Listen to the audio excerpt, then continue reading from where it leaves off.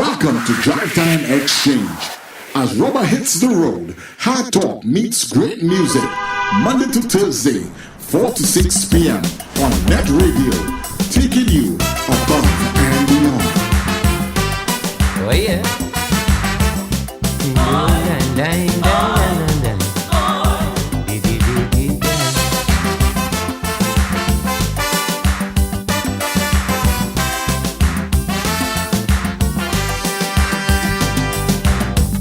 In the beginning, by the sixth day morning, the whole creation was given birth.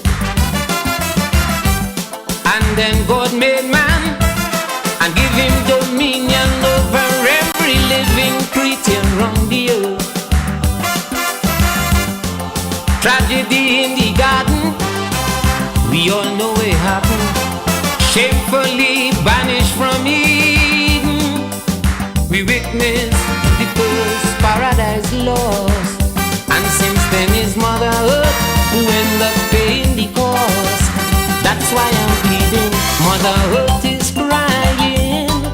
She said to stop the polluting.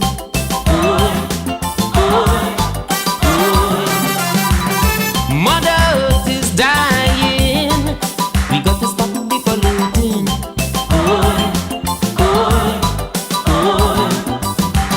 Whole attitude got to change and priorities rearrange. We got to become more competent. The way we protect the environment and fight for all that it's worth. Fight to save Mother Earth. Mother Earth crying. In case you don't know, the planet Earth dying slow. What a sad way to go.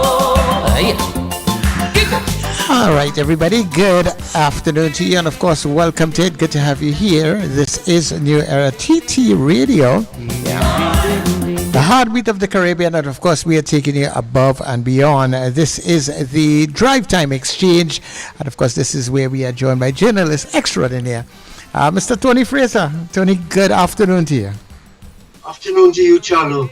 I like the description of the program on the station, right? Yes. Where you got that from? It's coming along piece by piece. Radio. Yes. Yeah, wonderful one. I love that piece that you chose there for the program. I think it says it all. It does. Not exactly all, but we have a little more to come during the discussion. Yes. And as indicated in our promos, it's about plastics in the environment. Not only in Trinidad and Tobago, but indeed all over the world, throughout the Caribbean and all over the world, on land and sea. And I got this piece from the UN, which it's going to indicate that World Environment Day is on the 5th. What's that? 2 days from now, the 4th and the 5th. And I got this piece, we got this piece off the website, which I think is a good way to introduce the program. Go ahead, Charlo. Komesha uchafuzi wa plastiki. We can't plastic forurening. Beat plastic pollution. Let's beat plastic pollution. Combata a poluição plástica. Beat plastic pollution. Plastic pollution is one of the most urgent environmental crises of our time. It's in our rivers, oceans, food, and even in our bodies. But this is a crisis we can fix. 速战速决，对抗塑料污染。Acaba con la contaminación plástica.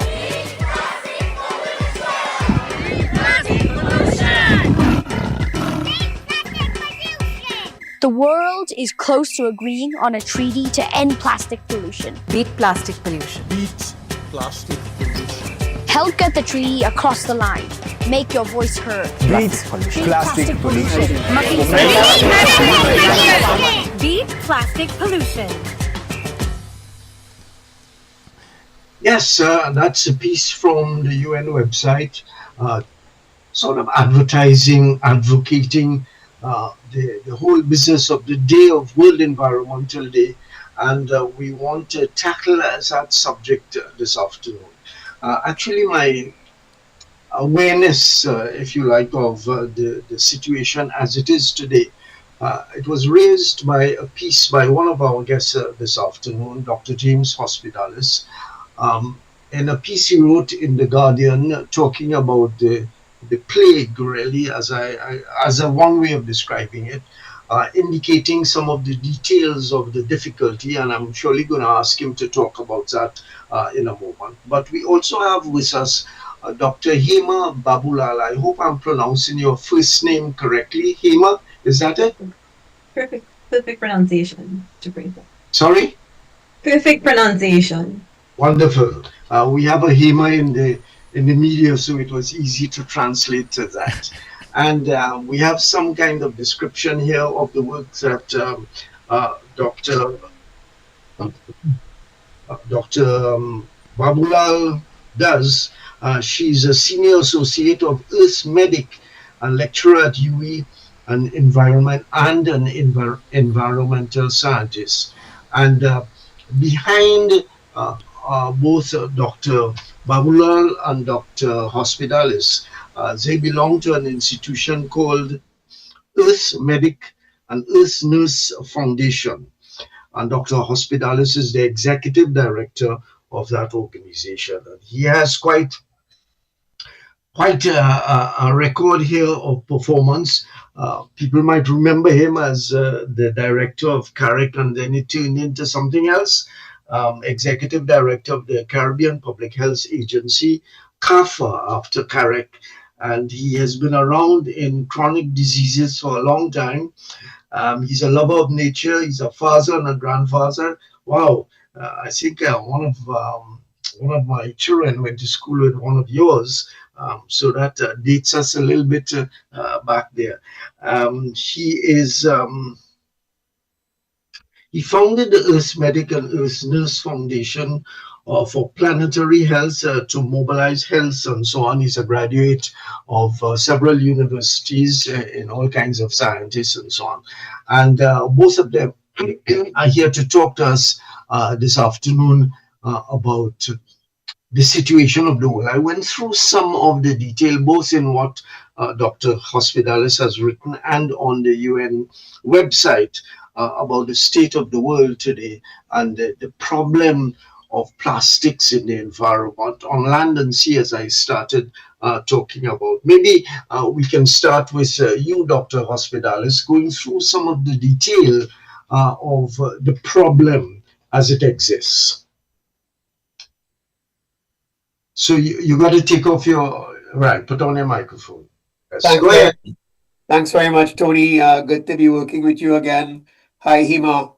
And thanks for the opportunity to bring attention to this global problem of plastic pollution.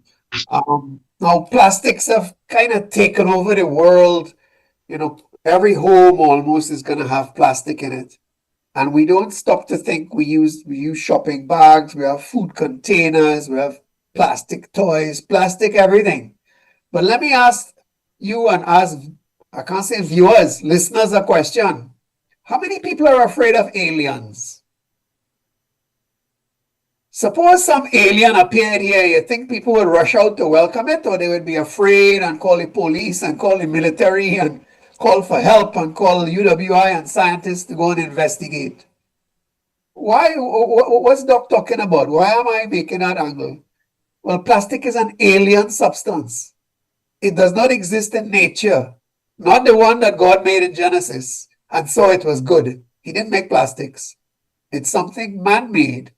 And because it's not naturally occurring, nature doesn't have the capacity to break it down easily, like say a banana or a mango or a piece of wood. And therefore, it stays in the environment for a long time. In fact, listeners may not be aware, just about every toothbrush that was ever made still exists. In a landfill or under the sea or in somebody's cupboard somewhere. And it has never been, it doesn't disintegrate because the substance is an alien substance. So I want to start off on that to get people to realize while we use this thing all the time, it's actually not natural, this substance. The raw material for plastic is oil and gas. The same thing that's being burnt and causing the increasing problem we have with climate change and the heat, everybody feeling the heat, and the floods and the sea levels rising. All of these things are connected. And plastics, the raw material, is basically oil and gas. As a matter of fact, plastics make up about 14 or 15% now of the world's oil, use of the world's oil. And over the next 20, 30 years, it's predicted that plastics will drive half of the growth in oil demand. And this is of great concern to nations, apart from those that have their head buried in the sand and don't think climate change is real. We won't go there. But this is the sort of genesis of the problem, if you will. And if you're of Christian persuasion, what God said in the Bible, in the first book of Genesis, 5 times, it was good as the earth was made, and the seas, and the fishes, and the plants, and the animals, and the people. And at the end, he said, it was very good. Then we are not being very good stewards. And part of our sin, if you will, is the pollution of the environment, and plastics more so than any other. It's estimated over 10 million tons a year leak into the environment, into waterways. And when it does that, if you live in Trinidad and Tobago or elsewhere in the Caribbean, elsewhere in the world, you see people discarding plastic, and then it goes down the drain. When the rain comes, it blocks up the river, it blocks up the drains, and it worsens floods. And we're having heavier and heavier rain with climate change. So it compounds the problem when you throw plastic into the waterways. And that's just the beginning. Because when it gets into the sea, it is then poisoning life. It is killing life. Sea turtles, we're proud of our turtles here and the leatherbacks in Trinidad. They eat it. And then their stomach full up with plastic because they can't digest it. And so do seabirds. And then they starve. Even though their belly full with plastic, they starve. Or they get poisoned, because the plastics have a lot of additives in them that more and more medical science is realizing it is dangerous to humans. I will leave Dr. Babulal to talk about some of the more environmental impacts, and I could dilate a bit more on the human health impacts as we go along. Yeah, definitely. Perhaps you can say a word or two about, we think only about the environment, the physical environment in these matters, but the human environment, as it were, there is an impact there also. Yes, Tony. So microplastics in the environment tend to break down into fine particles that are called microplastics and even nanoplastics. And now it is realized that these microplastics can be found in almost every human organ. You can find it in your blood, you can find it in your brain, you can find it in your lungs, in the placenta, which is the organ that connects a baby in the womb of a mother to the mother. These tiny particles, they can't be good, they weren't meant to be there, they can't be good for life. And they also carry toxic chemicals and disrupt biological processes. So the plastic itself is alien, as I started off by saying. It does not occur naturally. It's difficult to break down in nature, no, not yet anyway. And it is also laced with a number of chemicals that are used. Sometimes they're called plasticizers, and Dr. Babulal is a bit more of an expert on that. What are some of the chemicals in plastics? Now, what does this do? Well, I don't know if the men who might be listening realize that plastics can get into your testicles and even into your penis. In the last 50 years, human fertility has been declining. And we actually don't know why.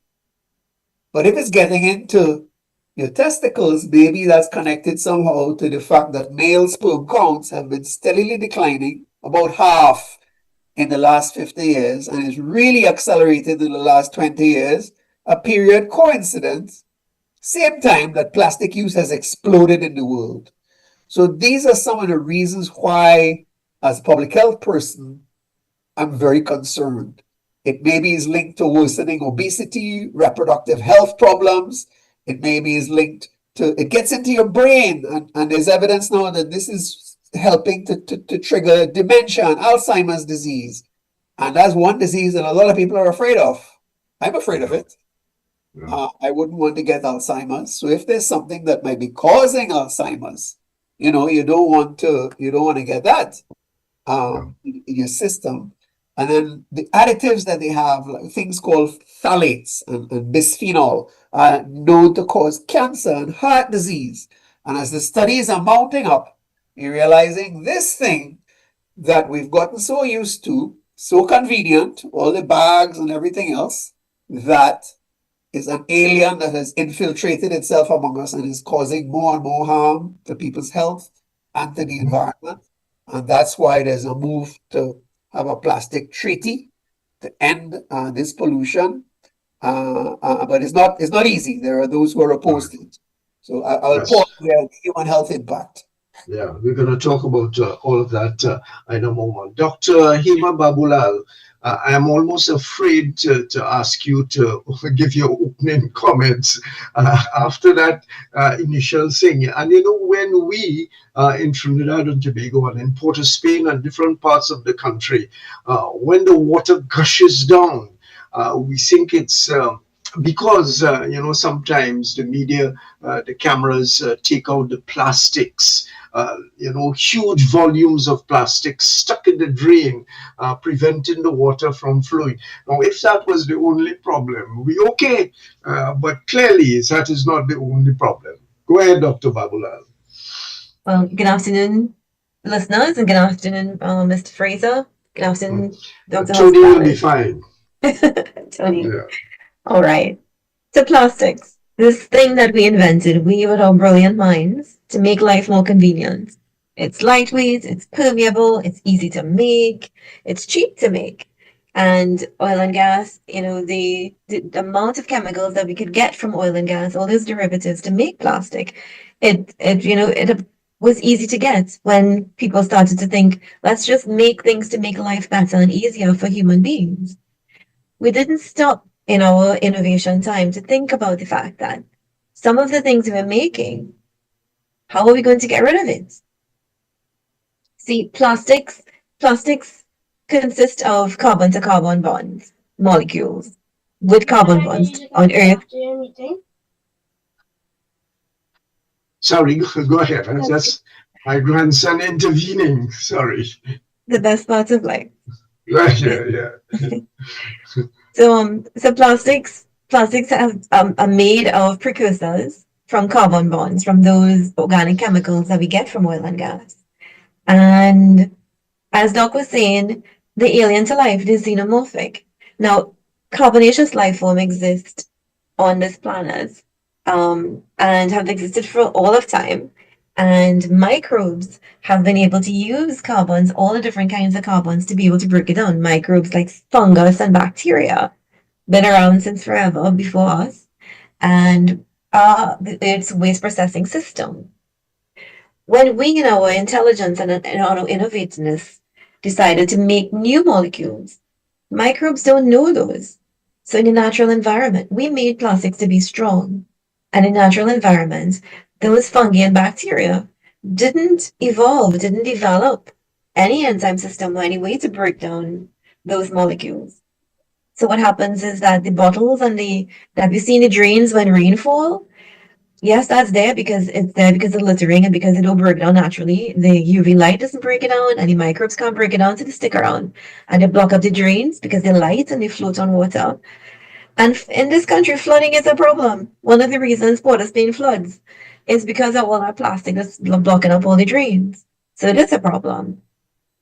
So your grandson may know xenobiotics, like xenomorphs from the video games. Xeno means alien to life. Means there are lots of chemicals that nature doesn't know how to break down. And certainly our bodies, our soft, squishy cells with our very fragile biochemical cycles inside of our bodies, we don't usually respond well to things that are alien. We like things that are natural and normal. Our bodies are accustomed to those. And when we put things that are aliens into our bodies, those molecules that don't break down, the best we can hope for is that they're in it and they come out the same way they went in. But we don't know that that's what happens. Some of those molecules carry with them functional groups or chemical structures that can interfere with our biogeochemical cycles. And in that way, they can lead to health effects. because our bodies would respond to these foreign molecules as foreign agents and react as such. Of course, it's become a fad now. The bottles of water, plastic bottles of water, everybody has, it's fashionable. I remember back, it must have been the mid to late 70s. One of the first stories I did as a reporter, my Zen boss, Alfred Aguito, sent me to do the plastic bottles were now coming in, replacing the glass bottles, the soft drink and so on. So that goes back almost 50 years. And instead of, is it that this knowledge that both you and Dr. Hospitalis are expressing today was not discerned, was not researched and known, because almost 50 years have gone, and instead of becoming wiser and getting the plastics out of our system, meaning the economic system, the industrial system, etc., it has got worse. So what has happened over the last 50 years of a knowledge of this thing? Because we in a newsroom, now it was a 16 newsroom almost 50 years ago, saw it as a problem. And we went around talking with people and so on. What has happened? I think throughout history, it has always been where there is money to be made, money will be made. And since the industrial era, when there was lots of air pollution, when there was muck and grime in the environment, that signaled there was money to be made there. There was economic activity going on. So the reality of our systems, of our economic systems, of our political systems, is that it's driven by finances, by corporate structures. And the thing is that plastic is cheap and an easy way to package items. So the fact is, people did know that some of this stuff can leach into the material, and there is a perception that bottled water is better, and maybe in some cases it's essential for that. In Trinidad, maybe not so much. We have good quality surface water, but the fact is, it's easy to have those plastics. It's the same reason that the United States, UAE, China, a few other countries that are unwilling to sign up to this UN treaty to ban single-use plastics, because they're saying it's going to disrupt economic activity. Plastics are central to almost everything. It's in our computers, it's in our cars, it's in everything, prosthetics. So phasing out plastics from everyday use, from something that we use all the time, every day, that makes life convenient, is a hard sell for corporate entities and for people, because it requires change behavior.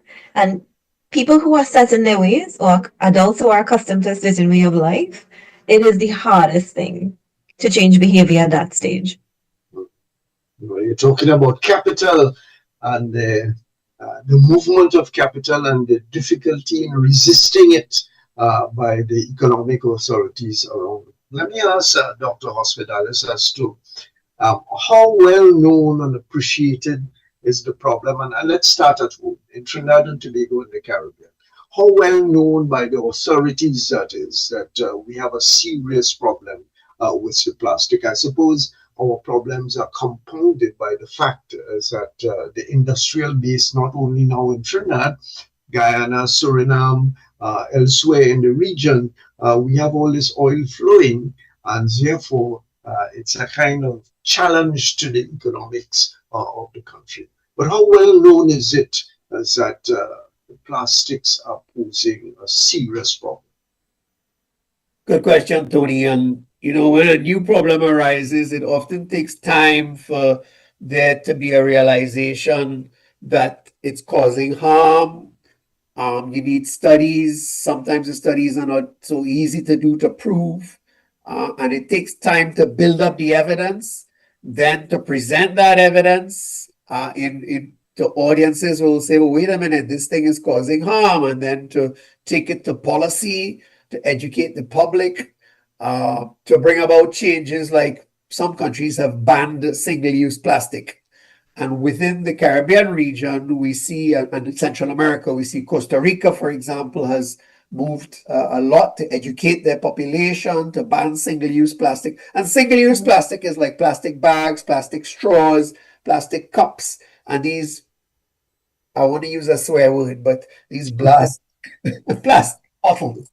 And if I dilate on that for a little bit, I'm working with a community that's a low-income community. And people will often ask, give me your money to buy some pampers for the baby, give me your money to buy some food. And when you get to know people, you sit down and talk to them and drink 2 beers with them, you realize, but wait a minute, you drinking 2 and 3 and 4 bottles, plastic bottles of water a day. So how much for one of those?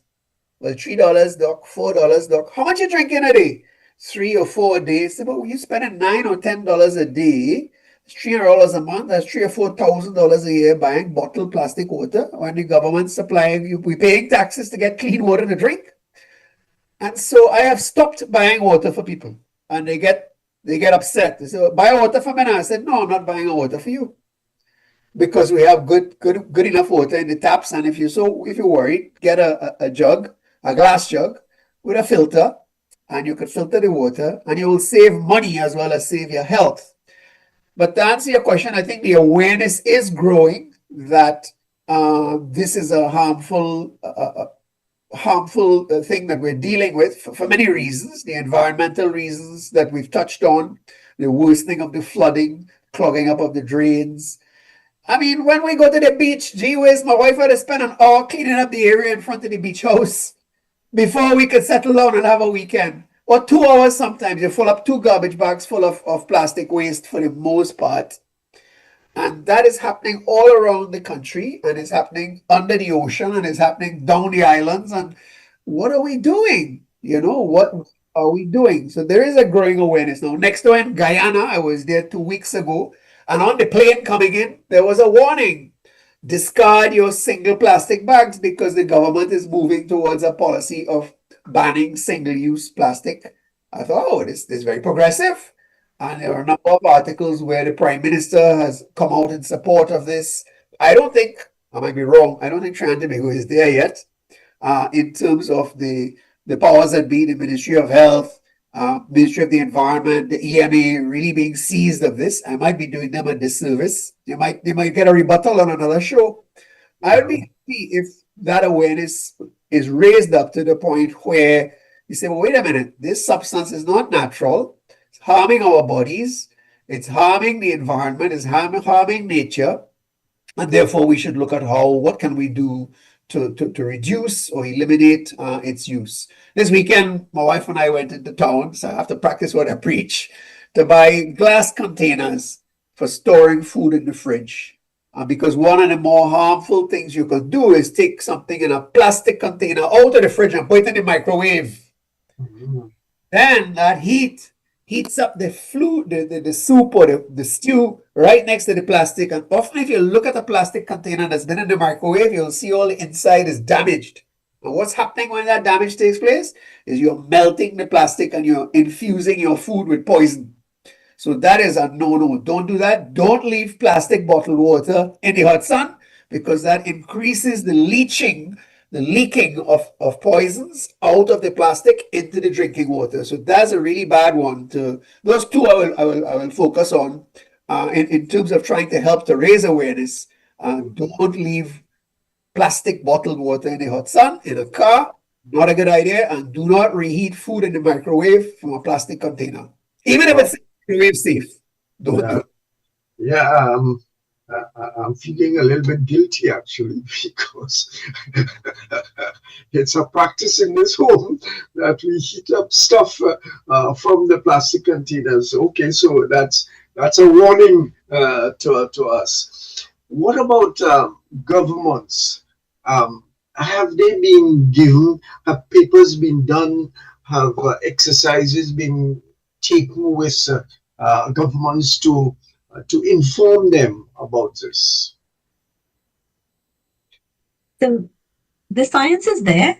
The American Chemical Society has published a bunch of work from the scientific community about plastics, what they do, how they break down, where they come from, what the harm is. And so the information is there. And the government of Trinidad and Tobago has taken steps.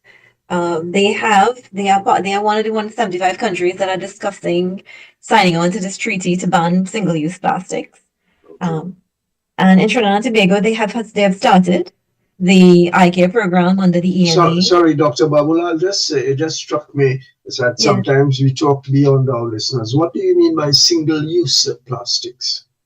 So most of the plastics that we use now, plastics ingrained in our life. So to change that will be a very big, drastic change. So the easy things, the low-hanging fruit here, is things that we use one time and throw away. There's a whole concept of circular economy. So when we take resources from the environment, we should use it to the max. And when we waste it and dispose of it, it should be able to go back to the earth in a form that can be recycled by those fungus and bacteria that can break it down properly. So eliminating some of that xenobiotic material, some of the plastic bags, straws, the paper cup, the styrofoam, those kinds of things. We want to be able to eliminate those. Yeah. Go to get in the habit of.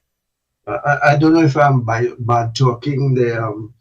Not high-low. What's it called now? The Massy food stores or whatever it's called. Yeah. Sometime must have been a couple of years ago. They stopped for a moment issuing plastic bags, and but that didn't last very long.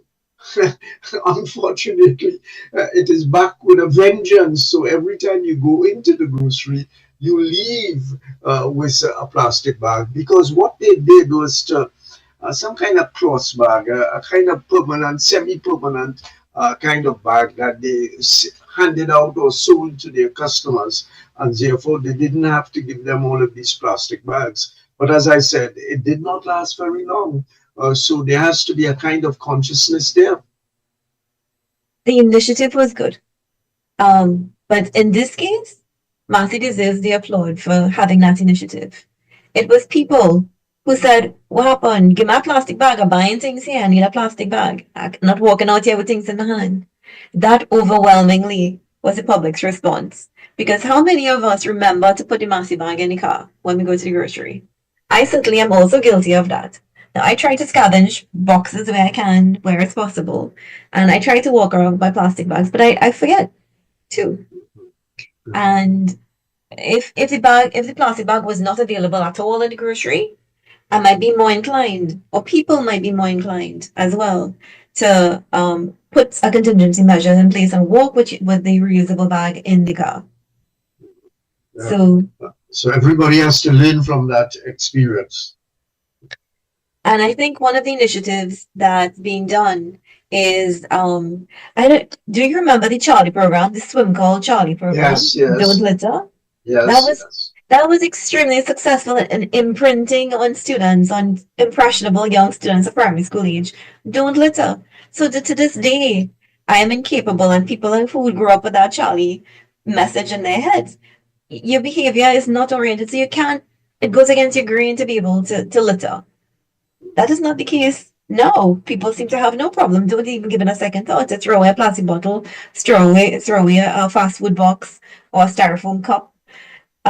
It doesn't come naturally. So I saw a swim call, kudos to them. They're in the process of reintroducing that Charlie program. Yeah. And at UWE, I have started in my environmental pollution classes. I talk to my students about this, that it should be that we are conscious of the chemicals that we are adding, because the world is chemistry. Everything interacts at that level. There's a physical thing, and then there's a chemical interaction, the two things. All right, so we are talking with Dr. James Hospitalis and Dr. Hema Babulal, two people who are working in the environment of plastics and all of the damage that all of the plastic things that we use. It's a song some time ago, it just came into my mind, a synthetic world that we are living in. We're using the plastics one after the other, and so on. So we're talking to them because World Environment Day is 2 days from now, and it's a celebration. Well, it's a marking, not a celebration. A marking of the time by the UN in terms of plastics and what plastics are doing to the world. Let me ask both of you to talk about the capacity of countries to do something about the use of plastics. We talked about the one-use plastics. If I remember correctly, 5, 6 years ago, or maybe even longer than that, I was at a tourism conference somewhere in the Caribbean, and the representative of Belize at that conference said that they were going to initiate a program that plastic containers could not be allowed into the country. I think it was spread over a period of time. Is that a viable kind of option? Both Dr. Hospitalis and Dr. Babula talk about that as an option that the government, and we're talking about Trinidad and Tobago government, and by extension, the governments in the region. So much of what we consume, whether it's to eat, whether it's a refrigerator, a new car with plastic strewn all over it, is that an option that we can take to reduce the consumption of plastics? A good question again, Tony. So there's a range of things that can be done, and as Dr. Babulal said earlier, Hema said earlier, one of the more easy ones that governments are in different places are working on or have implemented is banning single-use plastic. Just to repeat, that's something that you're going to use and throw away after one use. And that's just not good. That's really wasteful. If you're Islamic, the Prophet abhorred waste. So he said you mustn't waste things. Even next to the water, don't waste the water. And if you're Christian and you say God made the world and it was good, then we're not supposed to be polluting it. So I think governments have a range of things that they can do, and banning single-use plastic is one of the common ones. You go over to Africa, Rwanda is one of the countries that have been leading in this regard, and they have since 2008 they have banned single-use plastic. I must say our local Massey here, they give you the shopping bag, which as you say is partly cloth, and you get a little what's the word? A small credit if you scan the barcode on that. You get a little reduction on your bill. So there is a small encouragement to keep bringing that back. My wife is very good at it. She has several in the car. And you're able to feel you're making a small contribution towards that. And by the same token, the plastic bags that you get from Massey are not completely free. They charge you for it. So there's an incentive for bringing back the bag that you had before. And using it over and over. So I think education is another one that we need more of to raise that awareness. And it takes time, smoking, which we all are, pretty much everybody now is aware, even though they may be smoking, they're aware that smoking is harmful. But do you know, Tony, it is since the 1950s that the studies were done to prove that lung cancer is caused by smoking. And look at where we are now, 60, 70 years on. And yes, we have banned the advertising and you can't smoke inside a closed public space, but we still allow the sale of cigarettes. We tax it, but it is harmful to your health, harmful when used as directed, harmful in all its forms, causing many of the things we've been touching on with plastic. Causing diabetes, causing heart attacks, causing stroke, and yet, so it takes time. It takes time. And I think the storyline will play out similarly, where the evidence about the harm is going to be gathered up more and more. It will be discussed and presented scientifically. It will be opposed by the industry. The tobacco industry is the archetype or the prototype of this kind of behavior: lying, denying, deflecting, delaying, funding bogus studies to undermine the science, and buying the politicians. I'm in an NGO now, so I could speak out. I'm no longer the head of it. I had it politically correct. They buy. That may be true. That may be true historically from many industries. That is the pattern. That is the pattern. They see their profits threatened, so they tend to, greenwash, blue wash, and try to hide the harmful effects or question the harmful effects because they want to keep making money. So there's a dynamic in when you ask what can governments do, can they ban all plastics? That is not so easy because of how embedded it is now in everything that we do. And not all plastics have the same degree of harm to the environment and to human health. Some are more inert than others. The plastic bottles that are used for water and for soft drinks really annoy me because of how they get discarded in our country. And I was in Guyana when they had a huge flood some years ago, and I watched plastic piled up 6 feet, 8 feet deep, blocking the outflow of the cocas into the river. And so the flood became much worse. We complain here if we have floods for a morning or a day or so. They had floods for 6 weeks. For 6 weeks, people were living in floodwaters. There was a massive outbreak of leptospirosis. And one of the factors contributing to that was all this plastic. 40 years ago, when I first started looking at Guyana, the rivers were pristine.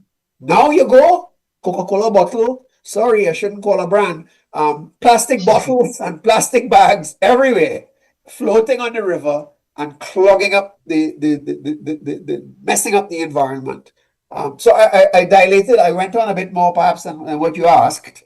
You have to work. That's fine, that's fine. Go ahead. People's knowledge. We have lots of time, so go ahead. On the government's understanding of the problem, and then what are the policy options available? How are people going to respond to that? How is business going to respond? But clearly, from a public health and environmental point of view, the time, and that's why the UN has this day to say, listen, we have to end this problem. It's causing too much harm to the environment, the natural environment, and the people. And we're part of that environment, and that's what's happening.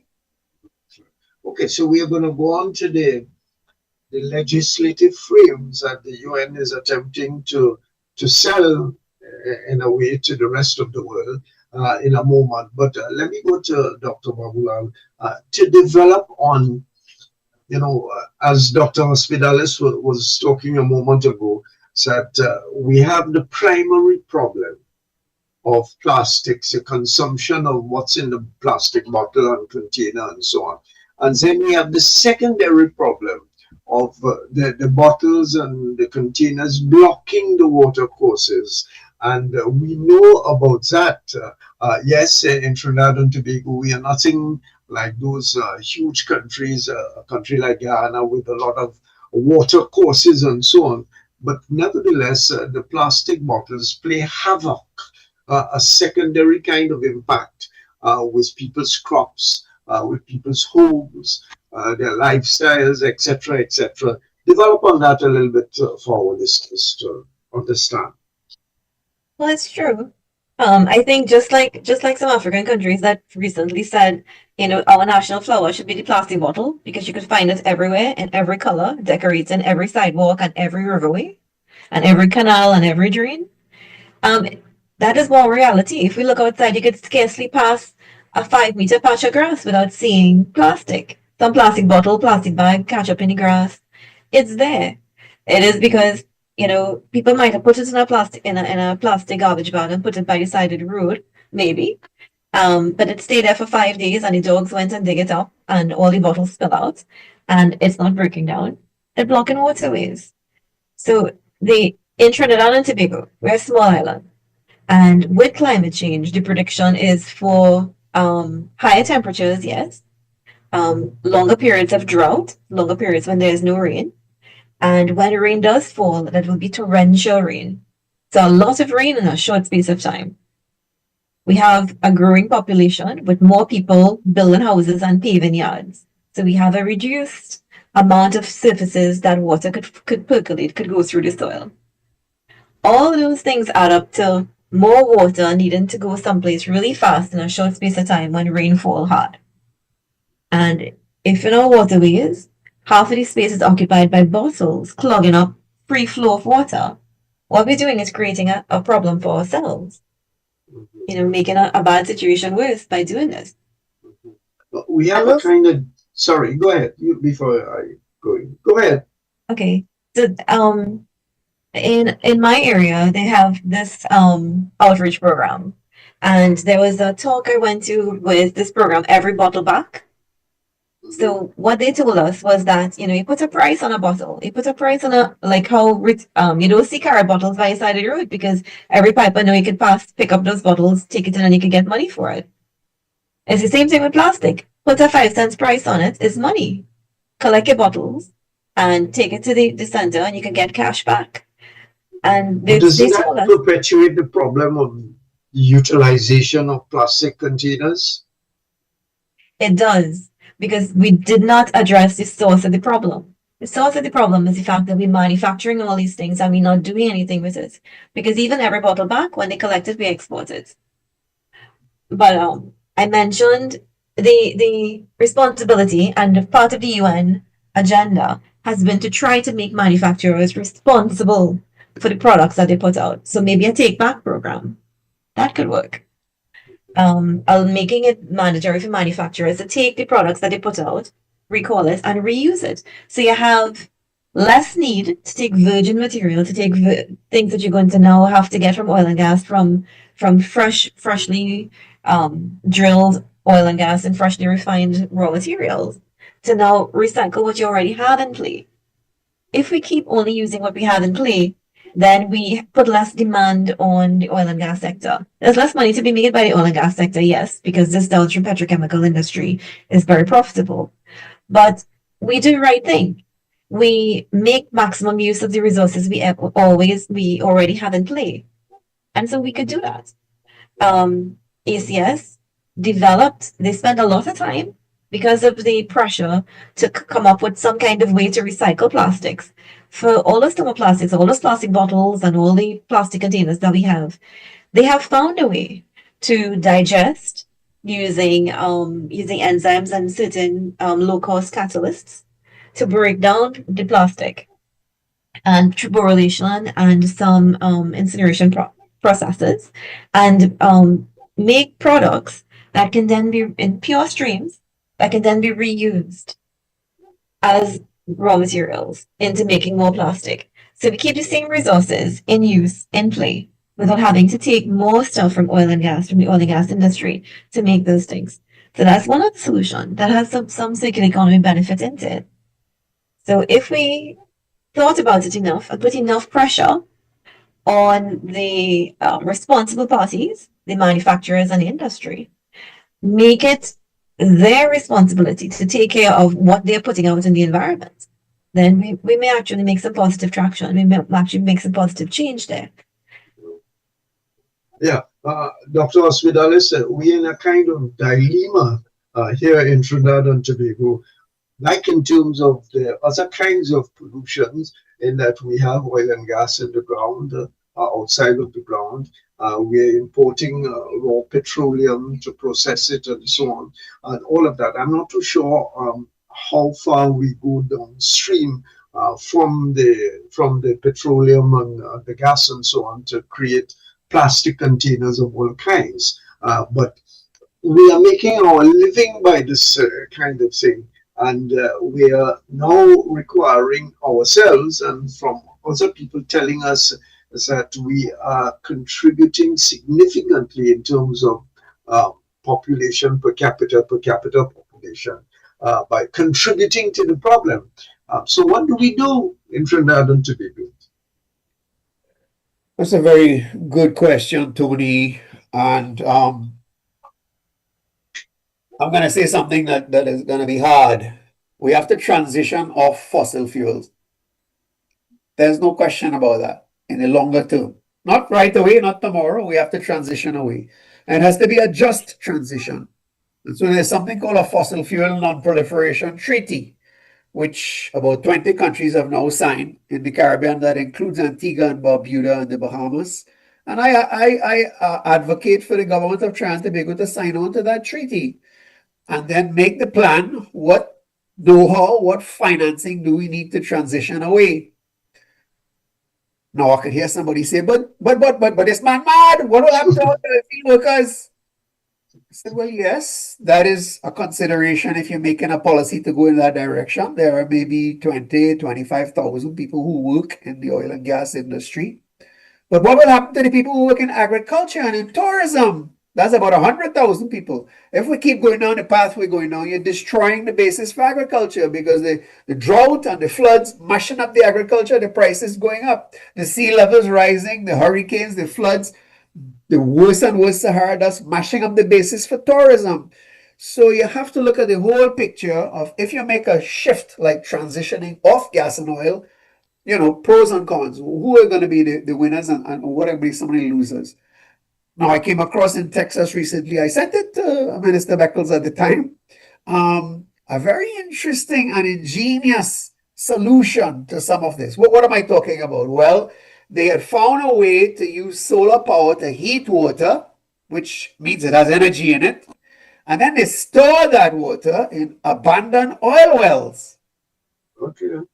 So some of the same technology and know-how and the workers were employed now, because these wells are now empty. They've drilled out all you store the hot water on the ground, and then you reuse that heat to drive turbines and deliver and generate energy.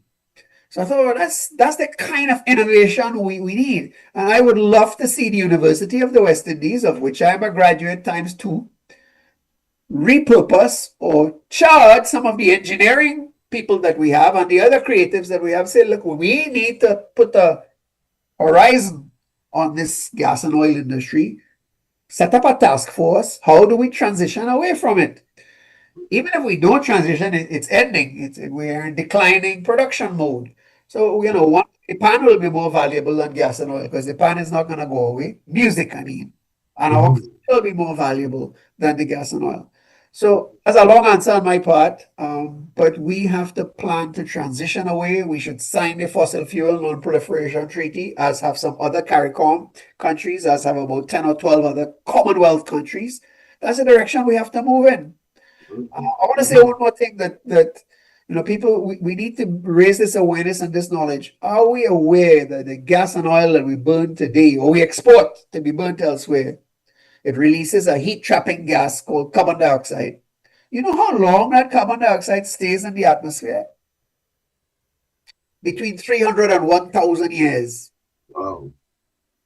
So onto the 10th generation, the Bible talks about the 10th generation. Onto the 10th generation, what we do today, like the Hindus say, you have karma, have consequences. What goes around comes around. So if we put these things into the atmosphere for 300 years, it'll keep ramping up the temperature. So you think it hot now, it's going to get plenty worse if we don't put the brakes on the gas and oil industry. And this is what we brave politicians to see and tell the truth to people and say, listen, this is what it is causing. This is the direction we have to go. We're not going to do it overnight. We're going to do it with care and thought, but this is the direction we have to go in. Yeah, I see anybody who goes to Piarco or has been going to Piarco for the last 2 or 3 years would have noticed that a huge setup there, a huge establishment of generating the power from the sun and whatever, the breeze and so on. So that must surely be a step in the right direction if we are going to make this transition successfully from the fossil fuels coming out of the ground. Yes? Well, it is a step in the right direction, for certain. It is out of necessity. And because one of the things is that's what the funding is. If you want to transition, the EU has stepped up its technology transfer and its funding initiatives to support any transition away from fossil fuels. Dr.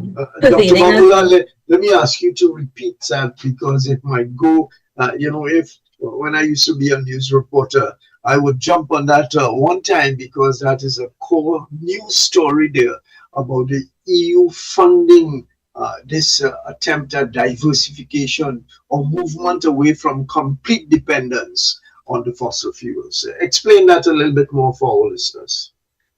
All right. So let me start at the beginning of the story. Fossil fuels are reservoir carbon in the ground. And life as we know it evolved when all this reservoir carbon was still in the ground. What we have done in the last 250 years or so is found a way to take out that reservoir carbon and reintroduce it into the circulating environment. So in the air, we have greenhouse gases. We make plastics like polyurethane, polyethane, polyethylene. These are just polymerized repeats of the same carbon molecule with additives in it. And we have changed the balances on the planet. Corporate sector has said, this is how we make money. This is business. And it's been championed by some of the oil producing, energy generating capitalist countries. What we've realized because of research, because of science, because we understand now that changing the dynamics, changing this balance of molecules, changes many things. It changes the heat balance because when we have more greenhouse gases, we get gases that are able to hold on to radiation that the sun will give constantly. Then we have gradual warming of the earth, gradual warming of the atmosphere, which warms the oceans, which then fuels all the other warming of the earth, changing seasons, changing precipitation. Yeah. So you were going on to say, sorry. Yeah, I was going on to say that Europe has now realized that this threatens the way of life because as you become accustomed to a certain quality of life, you want that to continue. And you realize quality of life and health comes with being a little bit closer to nature and reaching those optimum balances, restoring some of those balances.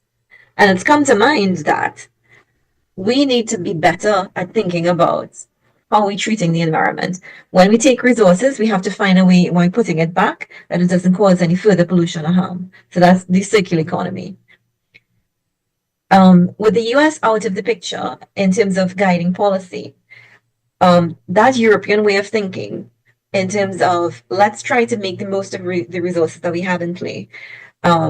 And let's use technology. Let's use our smarts that helped us get where we are. Use our smarts to get out of the problem. Engineer ways to be able to not pollute as much, to fund and give that technology transfer, that awareness, and that drive, that shift in policy towards making things that don't harm the environment.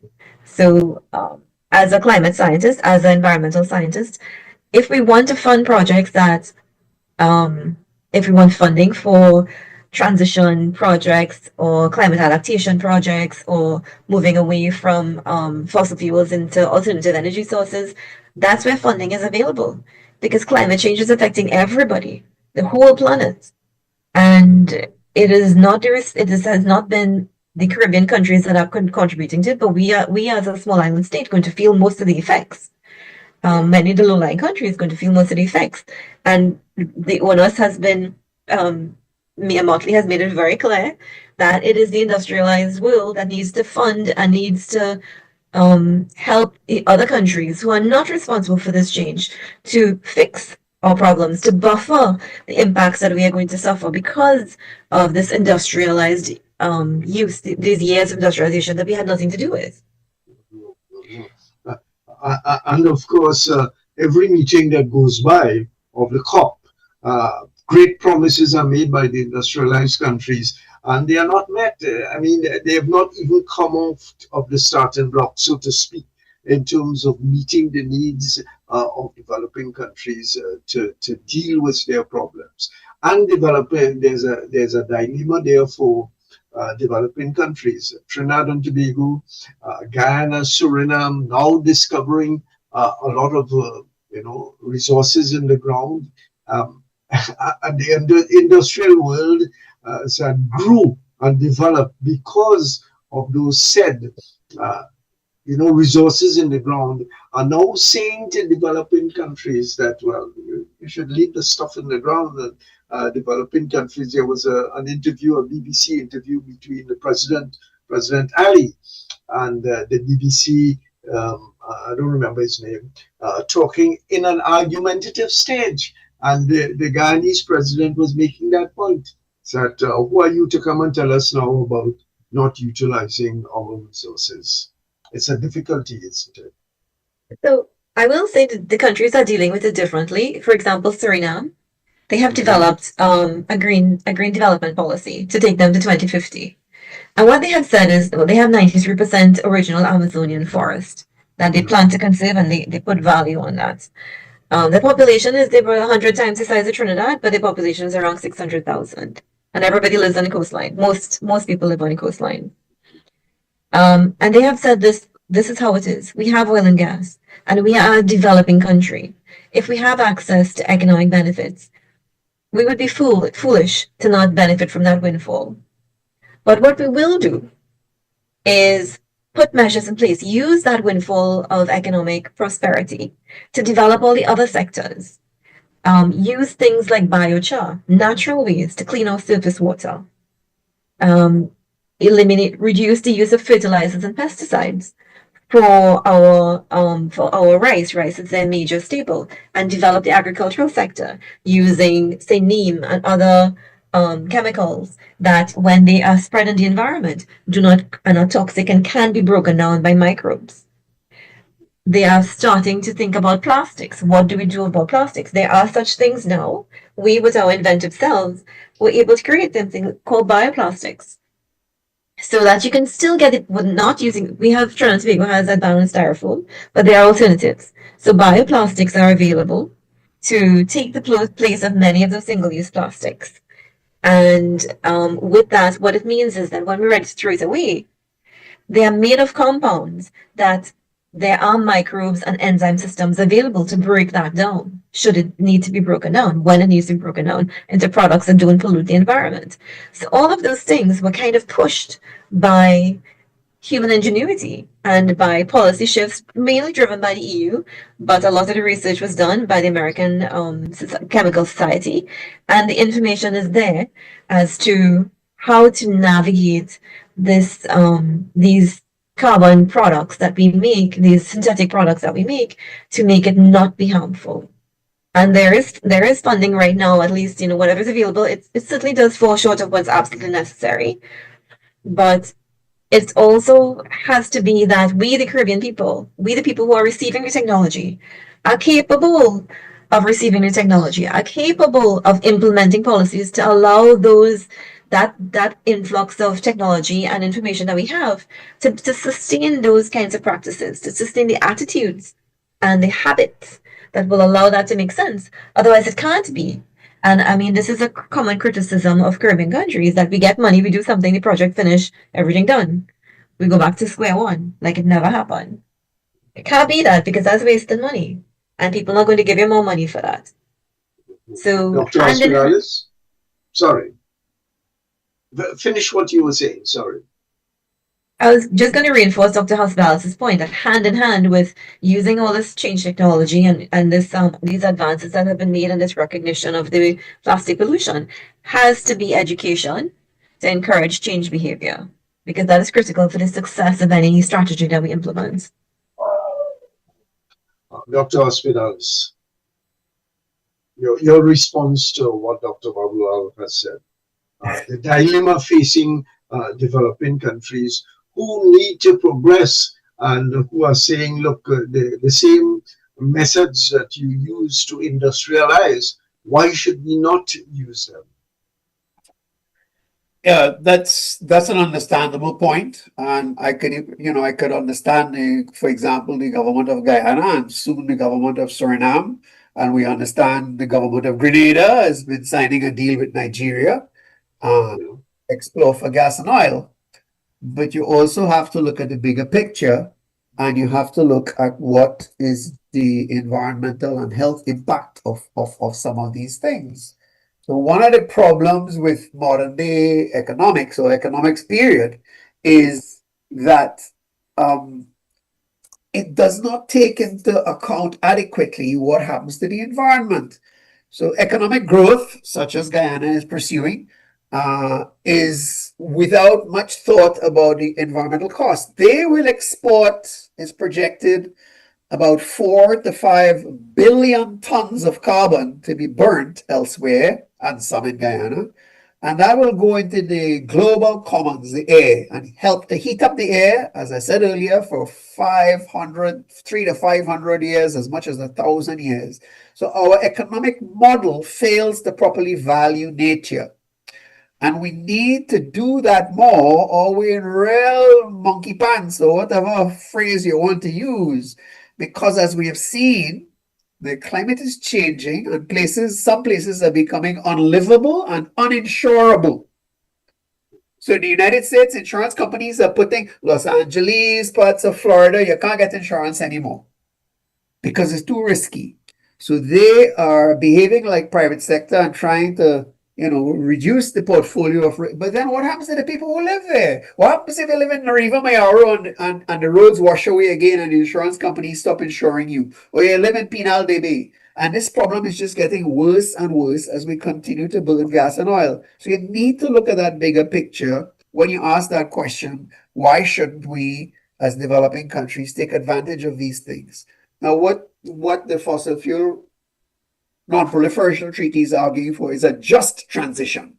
So again, you don't try and do it tomorrow, but you plan carefully how you're going to transition and what kind of financial support, technological support, and know-how you're going to need to be able to make these transitions. So that would be that's partly my answer to the question, that the economic model that we're following is not adequately accounting for the environment and for the damage that the uncounted environmental costs that we're incurring, including to people's lives and livelihoods and to nature itself. We're seeing more and more that wildlife around the world, birds, amphibia, things are just dying and dying. And so you're breaking the chain of life on which everything depends. We see the heat in India is such that the rice crops are failing, that birds fall out of the sky because it's so hot they drop dead. And we cannot continue like this, Tony. We're going to have a much more catastrophe and suffering than we're having now, and we're having plenty now. So once you understand this, then you have to say, to me, a wise policymaker needs to say, okay, this is really so. Then how do we get past this? What do we need to do to transition away from this model? Yes. So, Charles, I think this is time for a small break to talk about the stations, tell the stations outreach, tell our listeners, our viewers, how they can look at the station. And in between all of that, you can play some of that music that you started with also. So let's take a small break at this point in time.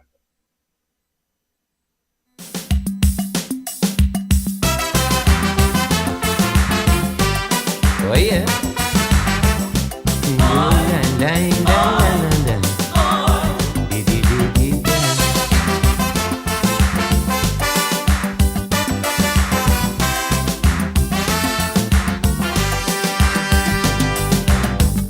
In the beginning, by the sixth day morning, the whole of creation was given birth. And then God made man and give him dominion over every living creature on the earth. Tragedy in the garden, we all know it happened.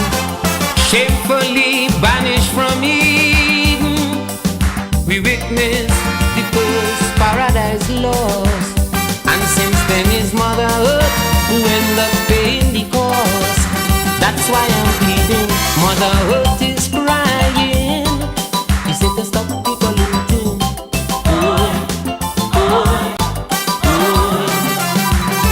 Mother Earth is dying. We got to stop people looting.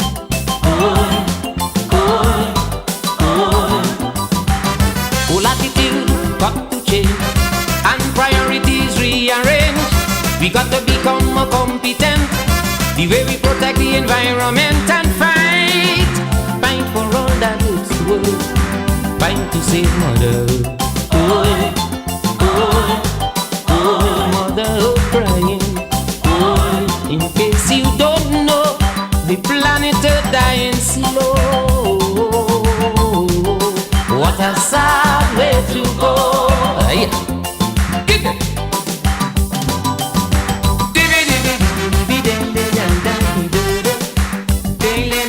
And of course, this is your Drive Time Exchange as we are looking at the planet and of course Mother Earth dying very slow.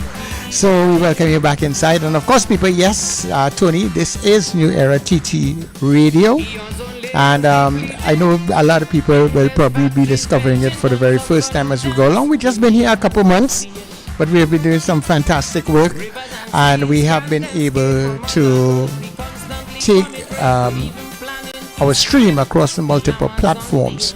So if you're looking for us, you can get us on our website at www.newerattradio.com. You can also enter New Era TT Radio and you will get us on Facebook, you will get us on Instagram, you will get us on YouTube, where all the shows like this we record and we are documenting them there. So you can always go back to our YouTube channel, like and subscribe, and you can always play back our interviews on most of our talk shows throughout the week. And we are also available on TuneIn for those persons who are using their smart devices like Alexa and stuff. You will be able to get us at New Era TT Radio on TuneIn. So we are very, very available. And also we are doing, where our morning show is concerned, between 6 and 8 a.m., we have collaborated with M&E TV. So you can also get us there in the morning time on the cable network channels like Flow. You can get us on 109 or 111, on Digital Channel 20, and Tricore, and a couple other those channels in between there. So we are very much available to you. And if you can't remember anything else, once you remember New Era TT Radio, you will find us. So thank you very much, people. Thank you very much, Tony. Yes, Chalo, and with that information, there is no excuse for not to tune into the station, right? You have wonderful programming throughout the day. Well, not exactly throughout the day. We are spreading a little bit, but we have in the morning and we have in the afternoon, and we have music programs in between all of that.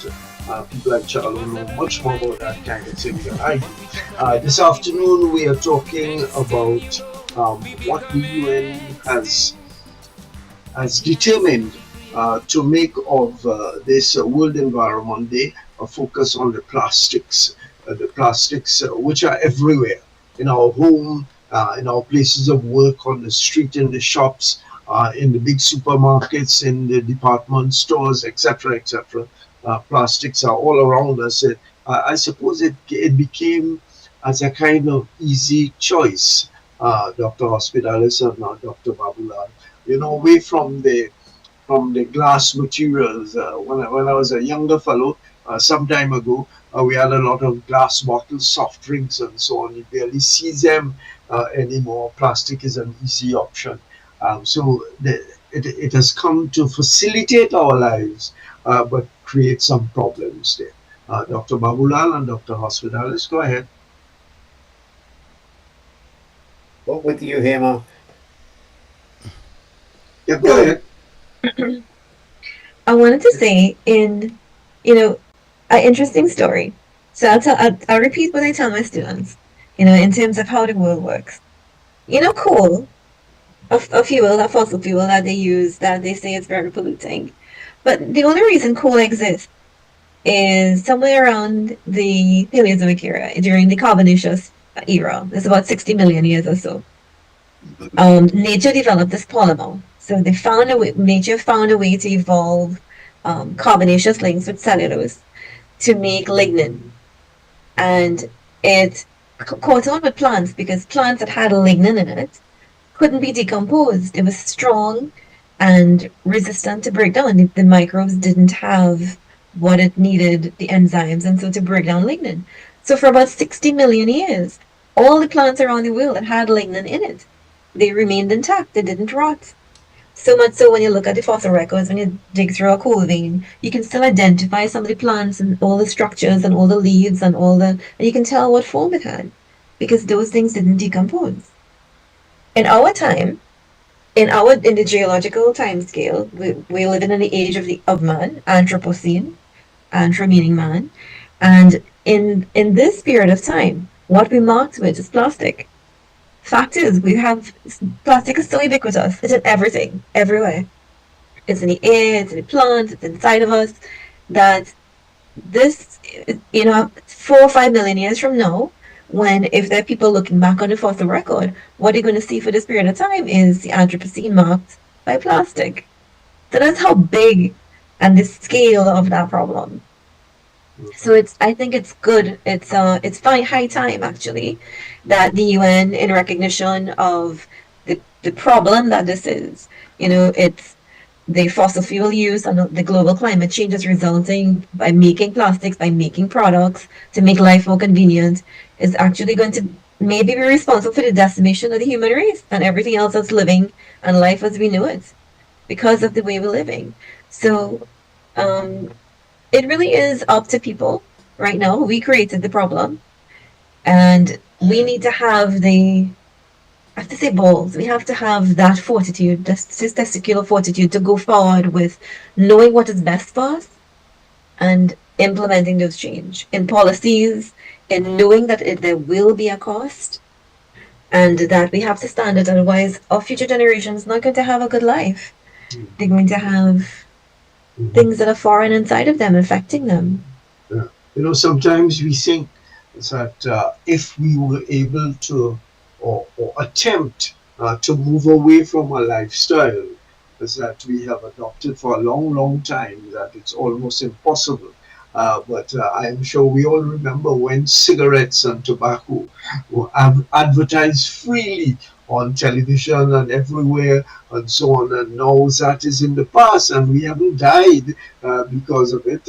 I don't know the cigarette manufacturers are making less profits or what, but surely the industry still exists, and we still exist without the smoke inhalation that affects us all at some point in time. So the point I'm trying to get at, the change might seem difficult and will be difficult in the present, but it's possible. Yes, Dr. Babula? I totally agree. In the line of smoking, let me say this because the thing that's on the rise now is vaping. But if you think about it from chemical terms, all we're doing is replacing one set of inhalation of foreign substances into our lungs, interfering with gas exchange and surface area, and we're introducing other chemicals into our lungs. Sure, it's an alternative to smoking, but is it harmless? It's far from it, in my opinion. And in Trinidad and Tobago right now, it's not regulated by any industry or any board. Tobacco industry has no oversight. Food and drugs has no oversight. Customs and excise has no oversight. So who's looking after what is available for vaping that's deemed legal? It's sometimes I have encountered that and wondered about it, but I've not paid too much attention to it. You pass somebody who is exhaling a huge expanse of, I don't know if you call it smoke or what, but coming out of the individual's mouth, and I've wondered about it. Is it as bad as cigarette or less so? I don't know. You tell us. It depends on what the chemicals are, but many of them have solvents. They have oils. They have fragrances.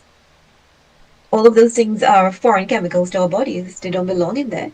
You certainly wouldn't inhale a bottle of perfume or breathe it into your lungs fully. I mean, you would choke a little bit. It really does depend on what exactly you're inhaling, but at the very least, just like cigarette smoke, just like Sahara dust, just like diesel fumes, for example, the smaller the particulates, and well, those vaporized things are very small. The smaller the things you're breathing in, the deeper it goes into your lungs. The deeper it goes into your lungs, the longer the retention time there before your body is able to get rid of it. And the longer it stays there, then the chemical components of whatever is there has more time to interfere with your metabolism. Because the lungs are designed for absorption, and they will very well do that. Whatever it is that's put in. So it's not necessarily a healthier option than the regular tobacco. I would not think so at all. I want to start with Dr. Hospitalis. Going to what the UN is planning to do and planning to get nations to come along to deal with this problem. What are some of the elements of the statements and the attempts by the UN to come up with documents that we have to all sign on to and agree to in terms of dealing with the problem of plastics? Thanks, Tony. Well, these global negotiations are dealt with by something called a Conference of the Party, a COP, and that does not mean Commissioner of Police. Conference of the Party. And there are three sort of super problems that the world is dealing with, and related super problems. I call them the evil twins or the evil triplets. One is climate change that has a conference of the parties governing it. And the other is what we're talking about, pollution. And the other is the destruction of nature and the loss of biodiversity. That's a big phrase, but it means we're losing what God created, all the richness, the incredible richness of life, we're losing, and there's a consequence to that. These annual conference of the parties for climate started 30 years ago in Germany in 1995 to stabilize the concentration of greenhouse gas in the atmosphere. Now, I wrote a piece in the Jamaica Gleaner in December last, arguing that these processes are not really fit for purpose. Why? Since they're designed by all these governments. Well, one of the reasons has to do with the undue influence of industry. So the Conference of the Parties number 27 took place in Egypt. This was for climate change. I'm coming to what you asked about what the governments are trying to do with plastic pollution, but you'll see my line and length. Yeah, sure. The 27th conference, having started in 1995, the 27th conference had 600 lobbyists from the oil and gas industry that infiltrated the talks and undermined what the governments are trying to do. By the time you come to COP28, which was in the United Arab Emirates, there were 2,000 fossil fuel delegates, lobbyists in the thing trying to undermine it. And the recent COP29, which was in Azerbaijan, had 1,700 lobbyists. Now I ask you, Tony, would you put a tobacco company CEO in charge of tobacco control talks? Would you put an arms dealer in charge of arms control talks? You wouldn't, because they're selling the thing. So how you expect them to pay attention to health of the people and health of the planet? So when you segue now to what's happening with the pollution, then you realize that there is also a governmental treaty that they're trying to hash out, and that treaty is subject to the same sort of problem, that pollution in the environment is harming the health of people. Plastic pollution is perhaps the biggest expression of that, as we're talking about. Plastics break down and they harm people's health, they worsen the flooding, as we're saying. So you have a UN treaty under discussion.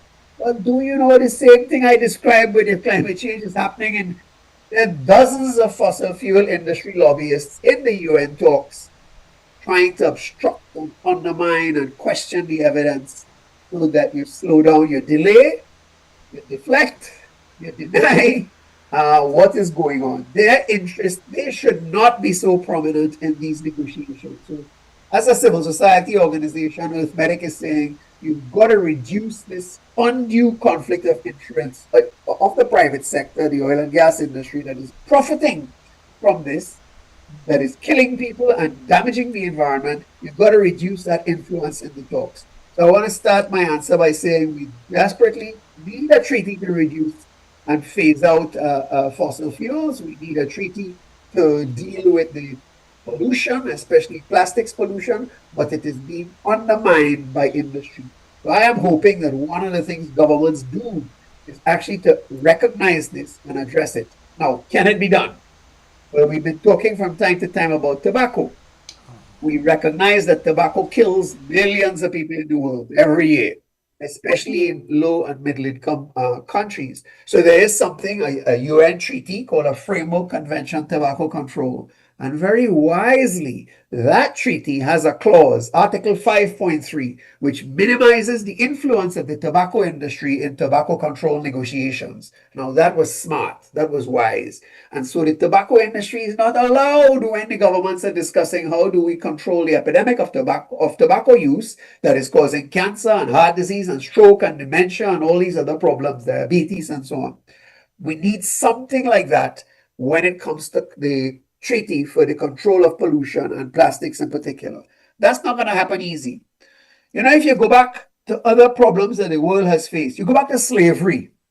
Slavery, yes, slavery. It took 70 or 80 years for that to change. In Trinidad and Tobago, when it was proposed that slavery be ended, the planters said, no, you can't do that. We're going to lose money. We want to extend it for 10 more years. They wanted to extend the Slavery Act for 10 more years. They didn't want the slavery to be stopped because they kept making money. They didn't care about the people that they were harming. Our church that I go to, St. Anne's Church of Scotland, Greyfriars, was one where the pastor used to hold talks around against this extension of the Anti-Slavery Act. So I'm saying that humans have dealt with big problems before, such as and overcome them. Slavery is no longer accepted in most places in the world. You know, you talked about smoking earlier. It is not publicly accepted in most places. It will take time for us to get there, but we need to get there where the Treaty on Pollution and Plastics is concerned. Raising the awareness, gathering the evidence, as we've been talking about. The evidence is mounting up of the harm to people. One of the things that we didn't talk about, but I firsthand felt in our own neighborhood, some people were clearing land close to me where I live, and they decided to set it afire. So they set the land afire to speed up the clearing, and we were drowned in the most nasty, toxic smoke. It was sickening. You felt like you could vomit. And I suddenly thought, you know, people who use our road for hiking and walking all the time, and they throw the plastic bottles into the bush. It's out of sight, out of mind. And when that bush caught a fire, that plastic that was burning in there releases very toxic fumes, which harms people and wildlife. So very nasty things, dioxins and other very poisonous fumes come out when you... So one of the other things you shouldn't do, I talk about reheating in a microwave. I talk about storing hot water, storing water, bottled water in the sun. One of the things you shouldn't do is burn plastic. Burn plastic where the smoke is going to drift towards anybody else where they're living, because that is really poisonous stuff. You're gonna put a high risk. So those are some of the harmful effects from a health point of view that need to go into the formulation, the understanding of why we need policy on this, why now, and what kind of policies can we bring to bear, what sort of legislation, public education, other regulations that can be brought to bear. And in doing that, you will look at countries, you know, and what other countries have done, what successes have they had. Earlier on, I mentioned, we talked a bit about Guyana and plastics. They seem to be getting serious about it. You could go to Africa and see Rwanda, Costa Rica, Germany, Sweden. Those are some of the countries that have serious attempts to reduce plastic use, because we are not in a position to stop it all overnight, so to speak. Individual citizens, however, can make a difference, and we definitely need that governmental treaty to put a framework around it. And part of that treaty, I advocate, needs to reduce the influence of the oil and gas industry inside of the talks, because their interests are completely opposite to the we're talking about here.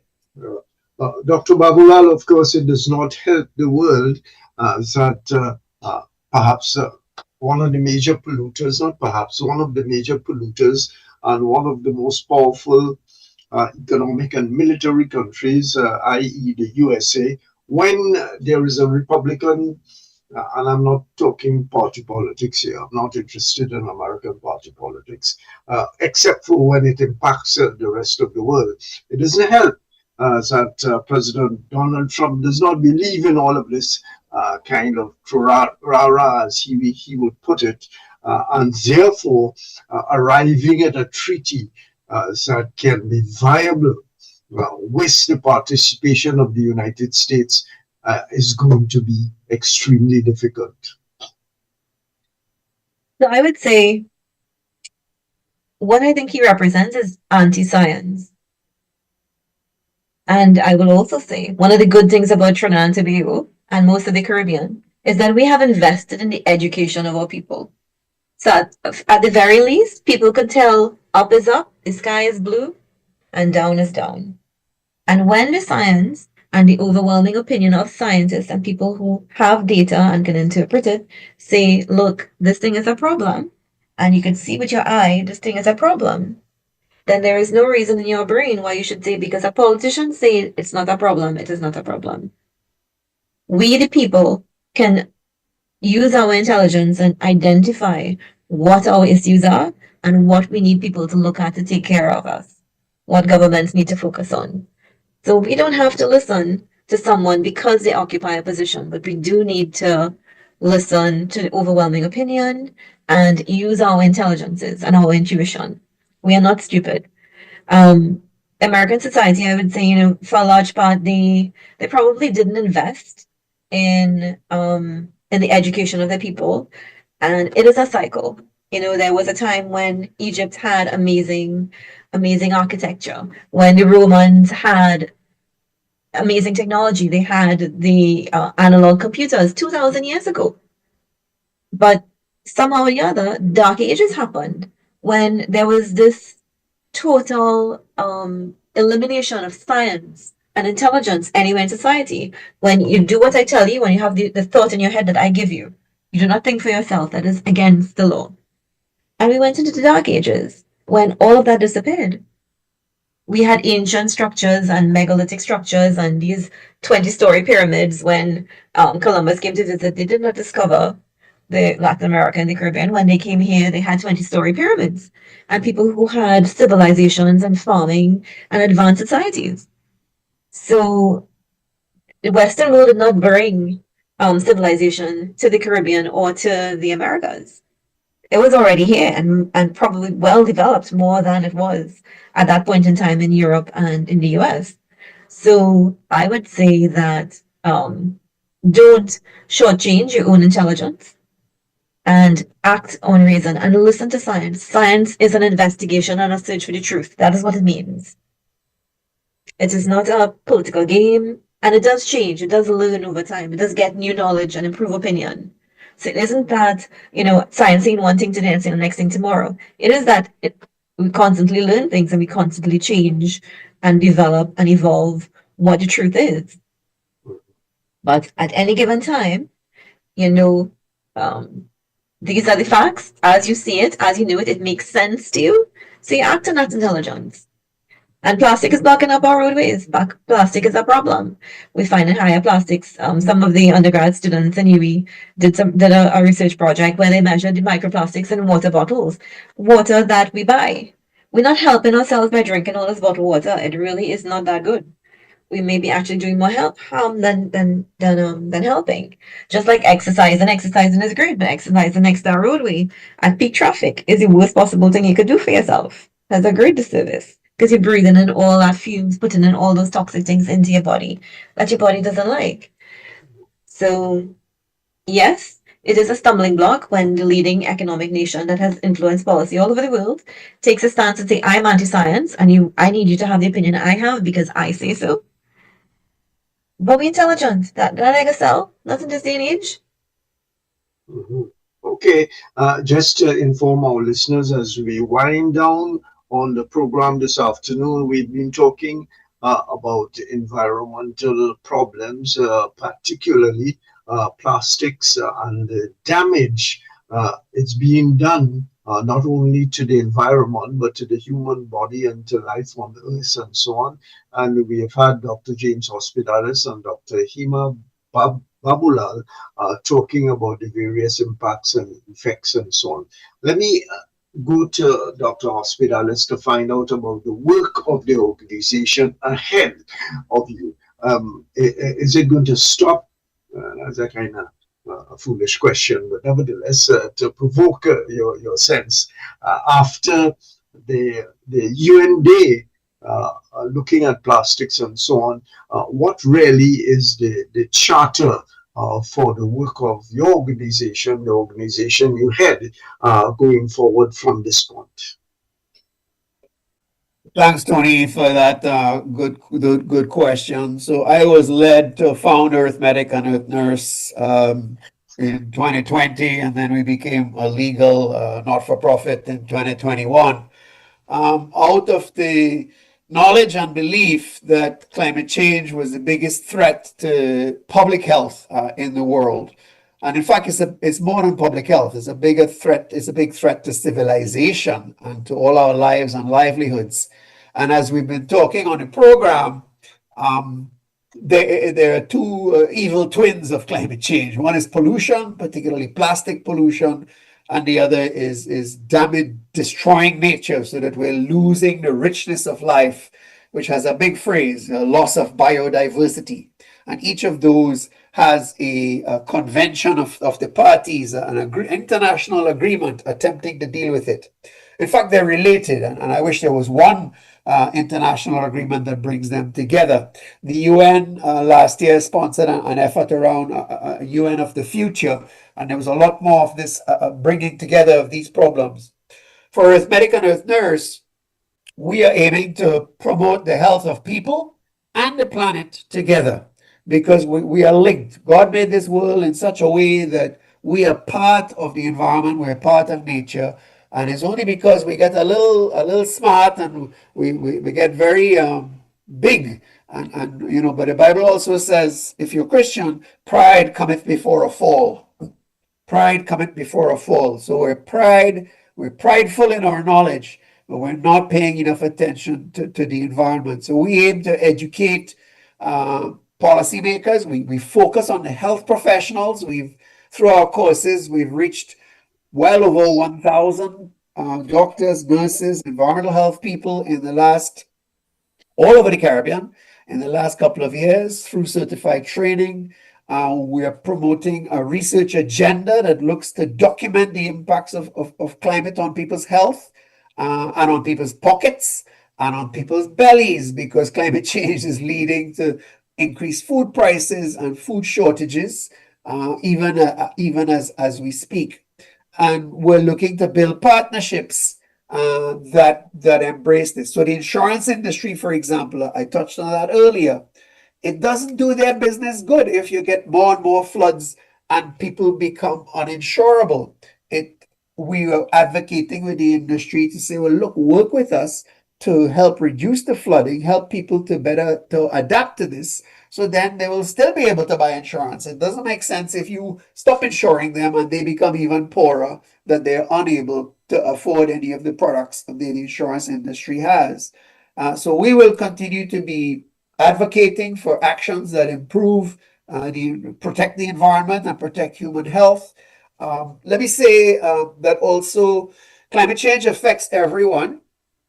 Plastic pollution affects everyone, but it doesn't affect everyone equally. So one of our focuses is those who are more vulnerable. So very young children, pregnant mothers, older adults who already have some chronic health problem. Maybe they're on a medication that makes them even more at risk to all the heat that we're having. People who are living in certain communities that are more at risk of flood. Those are the kinds of groups that we're looking to focus on more. We've been doing a project trying to work on flooding in Shogunas. We're doing another project in Sangre Grande to try and bring solar power to part of the hospital to show that this is a better way to go. But Trinidad and Tobago as a whole, I don't think we even reach 1% of our energy for electricity yet coming from solar. Whereas Barbados is well on its way to being completely off fossil fuels in the next 10 to 15 years. We need to chart that course yet to do that. So we will continue to advocate, continue to educate, continue to research, and to build partnerships with those who are of like mind, Tony. Yeah. Go ahead, sorry. Let's say one more thing. The importance of what we're talking about is not just about more science, it's about people's values. What do you value? Do you just value being wealthy and rich, or do you care about people's health? Do you care about your salvation? And I recently had a very positive encounter in Guyana with a number of Christian churches from all over the Caribbean and from the US. This country is overwhelmingly Christian, followed by Islam and Hinduism. But do you know that the Catholic Church has the Pope, last Pope, issued an encyclical which focuses on climate change and the need to care for the whole of the earth so that we have a better chance for the future. So this is one of the things too we want to do is to link with religions and faith-based organizations to say, listen, we need to join forces in care of the whole of Mother Earth because we're all children of Mother Earth and we need to protect her if we have to have a chance for the future. Let me ask Dr. Babulal if about the work. Do you think it's catching on, that it's gaining momentum, strengths and increased numbers of persons, and attention from some of the major institutions in the country? Well, I would say yeah, it is getting traction because even the economists are saying, what is wealth? What is wealth if only 2% have it? Wealth is systems functioning properly. All the economic principles are based on purchasing power for a certain number of people in the population and certain stable economic factors that really, if through climate change and the destruction of all of that and all the pollution and the changes that are happening, doesn't hold true at all. So economic factors and economists are saying, what is wealth? Is it money in your back pocket or is it stable environmental ecosystem systems? So which one?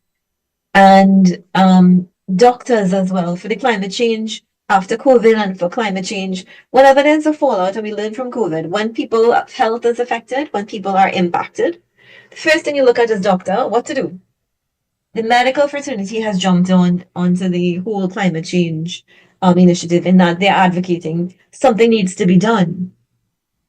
So I would say what's left now is government to acknowledge this. Climate change and the whole scenario of how pollution takes place and how it interferes with bodies and ecosystems is well studied.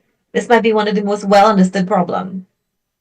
It is one of the most well understood problem, but one of the least managed issues globally.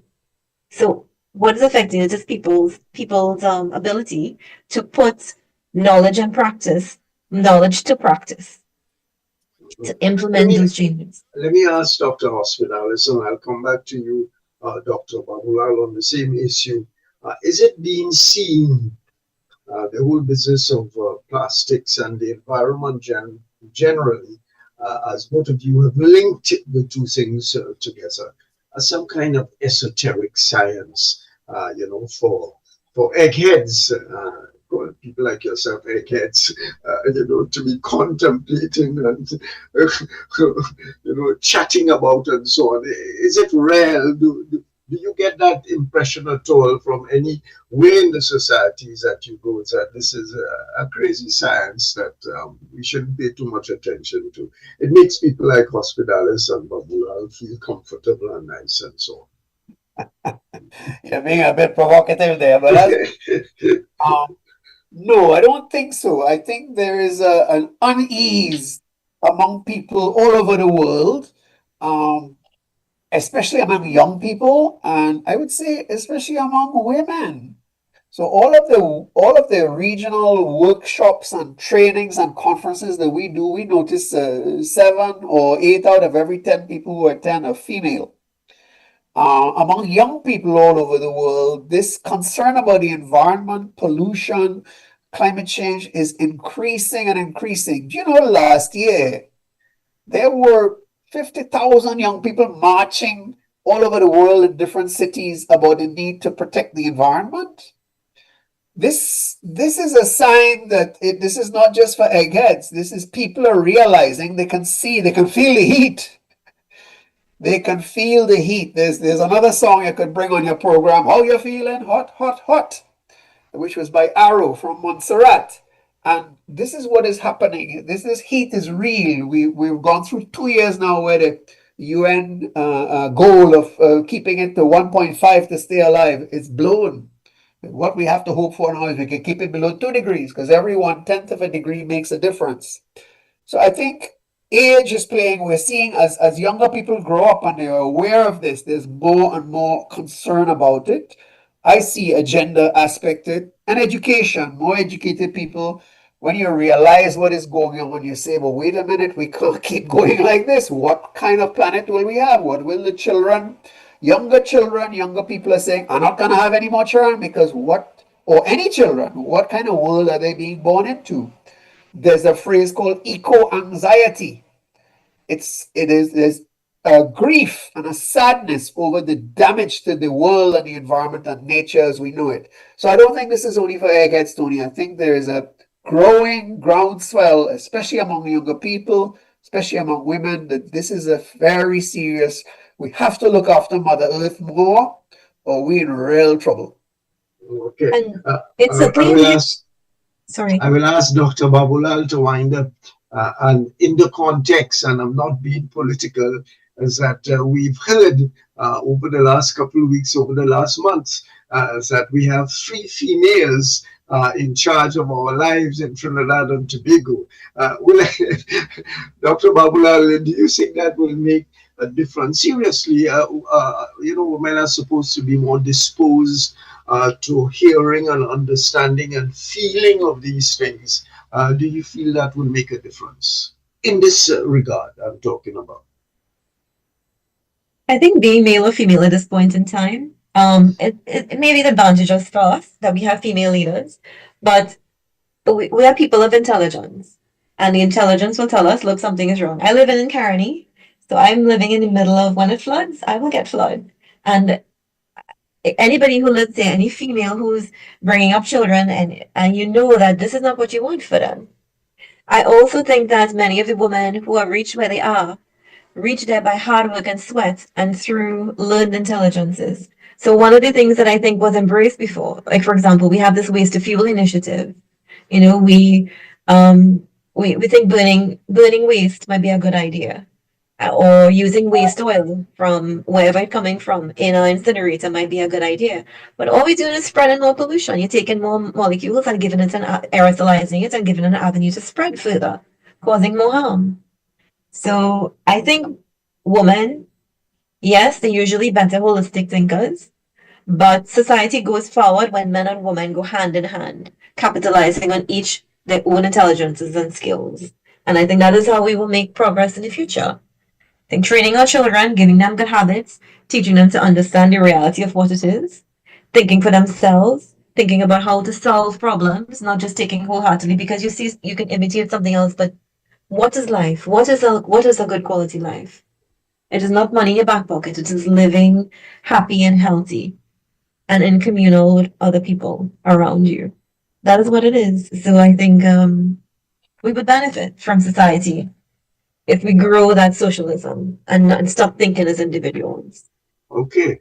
Well, we want to thank very much Dr. James Hospitalis and Dr. Hema Babulal with regard to their organization, Earth Nurse, and the work that they're doing to educate and inform all of us in the international and national and regional environments of the dangers of plastic, declared so most of all by the UN. The day is today's Tuesday, so by Thursday, the day of the environment and plastics will be known to all of us. Thank you again for coming and doing a long stint this afternoon in terms of informing and educating about the dangers we are faced with. Sir Charles, over to you. All right, thank you very much, Tony, and thank you very much to your guest this evening. Has been most enlightening, so we do appreciate it. Thank you so much. All right, so people keep it right here on New Era TT Radio. Coming up at 6 o'clock, David Mohammed will be inside for the Black Agenda. There's no chance for sitting. Everybody giving comment and we cussing the government.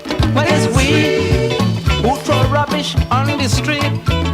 It's we who does litter up we beach.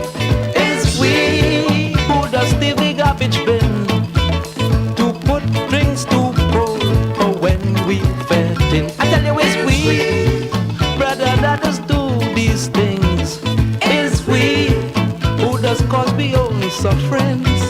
It's we who does fuss and complain. But It is we to blame.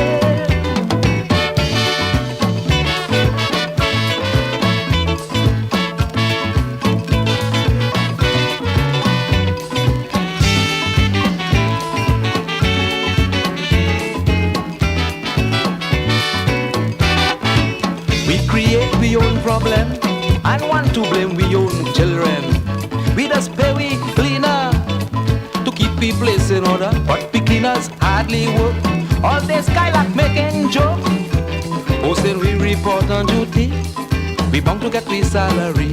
Yes, it's we who think we smart but are fools. It's we who does steal government tools. It's we the steep cement and sand, causing some jobs to stop, no material in hand. I tell you it's we, brother, that does do these things. It's we who does cause we own sufferings. It's we who does fuss and complain. But I say, it is we to blame.